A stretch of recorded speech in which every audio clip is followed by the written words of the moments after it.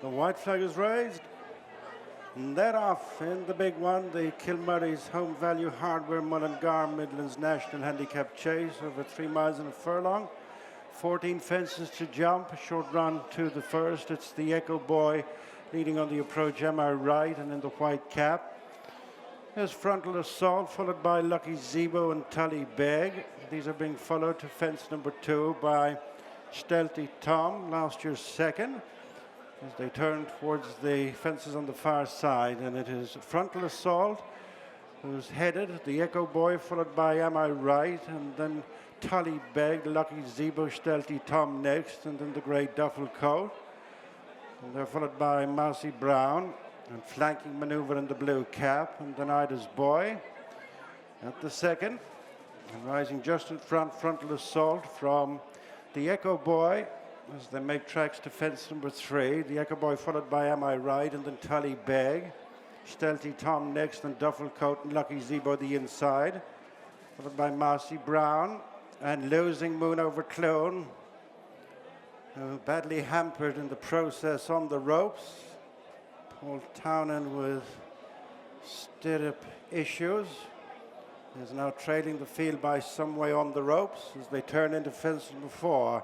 And the leader is Frontal Assault, gone on by less than 2 lengths to the Echo Boy. Third is Am I Right, and fourth is Tullybeg. Sizable break in the field then to Duffel Coat, Lucky Zebo. On the inside is Mousy Brown, who's in search of a hat-trick. And then comes flanking manoeuvre. And Stealthy Tom on the outside has been knocked ground. And then Ida's Boy, Salvador Z, the top weight, and alongside is Hurricane Georgie, and at the back mark, the back of the field, and a little bit closer as well, is On the Ropes, who's badly hampered on the far side. 2 circuits in front of them. Another 10 fences left to jump, and it is Frontal Assault, the leader, by a length to the Echo Boy, another length to Am I Right as they go to the downhill fence number 5. Jumping in fourth was Tullybeg. 5-6 lengths then to Duffel Coat and Lucky Zebo and Mousy Brown. Stealthy Tom next on the outside, and flanking manoeuvre, and Salvador Ziggy, and then Ida's Boy, Hurricane Georgie, and On the Ropes. Returning to the point at which they started, their next fence will be number 6. It was their first. And it's Frontal Assault making it under Dunamilo from the Echo Boy.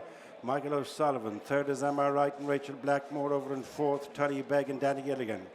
They're spaced out, making the run to the next 2 on the far side, which are fences 7 and 8. The Echo Boy has gone a place in front of Frontal Assault, as the 2 have swapped positions, followed by Am I Right, and then Tullybeg. Lucky Zebo next is racing in company with Duffel Coat, and then Mousy Brown, and Stealthy Tom on the outside. Flanking manoeuvre next, and Hurricane Georgie, Ida's Boy, Salvador Ziggy On the Ropes. On to the first of 2 on the far side, and it's the Echo Boy re-establishing a lead of 3 lengths over Frontal Assault. In third place is Am I Right, where he's been from Flagfall, and Tullybeg, who's never been too far off the leading 3, and the Duffel Coat, Lucky Zebo and Mousy Brown. Good run now before they reach the fence in the straight. The fence that'll be the last one next time, and the Kilmurray's Midlands National. And it's the Echo Boy leading the way to Frontal Assault. And then Am I Right, followed by Tullybeg and Duffel Coat next. On the inside, Lucky Zebo. And then Mousy Brown and Stealthy Tom, and flanking manoeuvre, and Salvador Ziggy next. And then Ida's Boy, the final couple, with 6 fences left to jump, are Hurricane Georgie and On the Ropes. It's the Echo Boy to the fence in front of the stands, last one next time, over by a couple of lengths to, in second place is Frontal Assault. Then Am I Right. The field has tightened up, heading out on their final circuit. On the inside is Tullybeg, and then Duffel Coat, who's just shading the 5th. And then Lucky Zebo and Mousy Brown racing onto the heels of the leaders in the light green jacket, and Stealthy Tom racing together, Rider's Boy and flanking manoeuvre, and then Hurricane Georgie, Salvador Ziggy last but one, and the back marker is On the Ropes. They've 5 fences left to jump as they go downhill to the fence past the stands. The Echo Boy over well, increased the lead to 3 lengths over Frontal Assault, and then Am I Right, Tullybeg next on the inside, followed by stable companion Duffel Coat, and then Mousy Brown. Lucky Zebo and Stealthy Tom next. Trying to make a forward move is Ida's Boy, and then flanking manoeuvre, Hurricane Georgie, Salvador Ziggy, and On the Ropes. On to the next, which will be 4 fences from the finish. In the lead is the Echo Boy, up there in front throughout with Frontal Assault, who put in a short one there. Next is Amirite, Tullybeg the inside, followed by Mousy Brown, who's up into fifth. Ridden is Duffel Coat and Lucky Zebo. Ida's Boy on the outside of Stealthy Tom. Further down the field is flanking manoeuvre, and then Hurricane Georgie and Salvador Ziggy in touch. Racing now to the two on the far side. The Echo Boy almost rejoined by Frontal Assault, followed by Amirite. Tullybeg the inside nudged along, and then Mousy Brown. Lucky Zebo is next, with in between horses Duffel Coat. Ida's Boy continues to make headway on the outside. Then Salvador Ziggy flanking manoeuvre, struggling is Stealthy Tom. Also ridden along is Hurricane Georgie, leaving behind on the ropes as they jump this fence, which was the second last. And it's the Echo Boy from Amirite. Going between them is Tullybeg.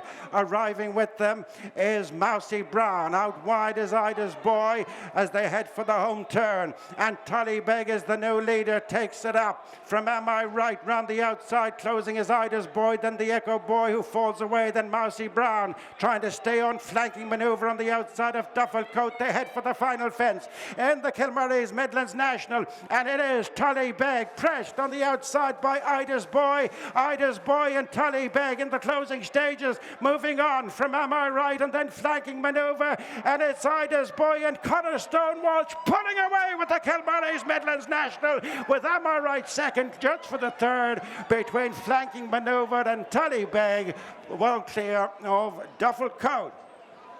Actually back in with Conor Stone-Walsh, who is coming with us here now. Well done, Conor, your biggest win since you switched codes to jumping. Yeah, thanks very much, Kevin. Delighted to get it. Big thanks to Noel and Gigginstown for letting me ride him. Talk us through the race, how it panned out from you. Yeah, I planned to be good and forward up over the first and then get a position somewhere, but I was slow away and it just took me a while to get him to go. But passing up here the first time, I was in a grand spot, I had plenty of room and he was travelling well, so I was happy enough. And obviously coming into the race, what were you expecting? He was an outsider, he needed to improve on what he'd done over his last couple of runs.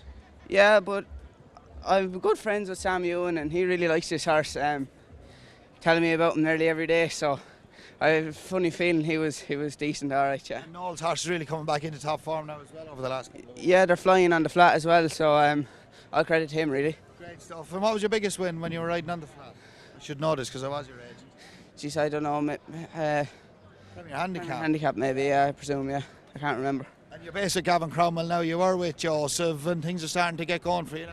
Yeah, we're flying now. Gavin has been very good to me, giving me plenty of rides and plenty of nice races as well. And some have been unlucky, but we learn from it, and yeah, thanks to him. It's great to get such a big pot this stage of the season as well, with the big summer festivals coming up. Yeah, exactly. Galway around the corner and all. So look, hopefully we can keep building from here. Great stuff. Conor, well done. Thanks very much, Kim. Yes, Noel Meade joins me now after winning the feature event of the evening, Kilmurray's Homevalue Hardware Mullingar Midlands National. Well done, your first win in the race since Tulsa Jack, I think 2016-18? Yeah, I think we won it three. That's the third time we won it. I think we won it back on another one, a horse called Patton a while ago. Yeah, great. I just thought this place might be a bit sharp for him, but Michael was insisting he wanted him to run, so I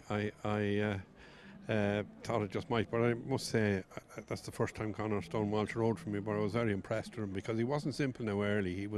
He took a while to get his act together and he got him into it and he bullied him into it, if you like, and it was very good on him. And this horse, the horse who you've always had a lot of faith in, but he's obviously been quite frustrating because he's had plenty of issues. We've only seen him 15 times before today.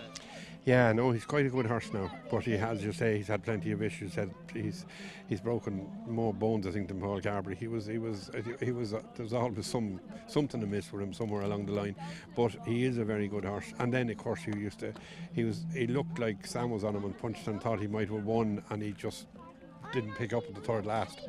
And he was going well, so and then he went to Ballinrobe and he didn't want to know at all about jumping.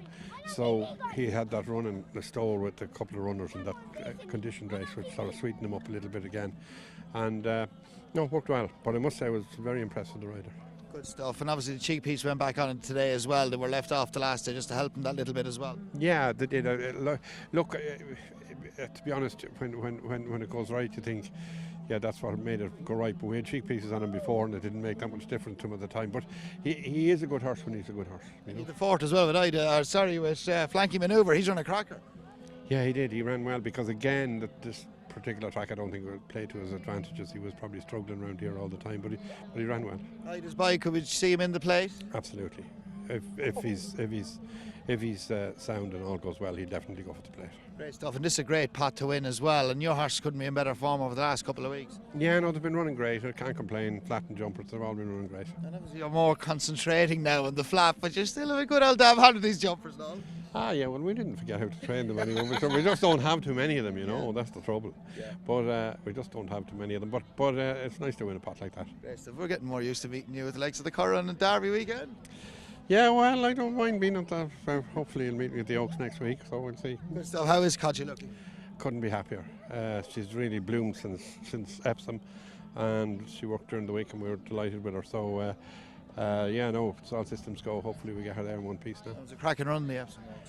Yeah, everybody says that. I was a little bit disappointed with her, to be honest, which I thought she'd at least be in the first four. But look, I think she's done well since then. You just missed out on a bit of plays.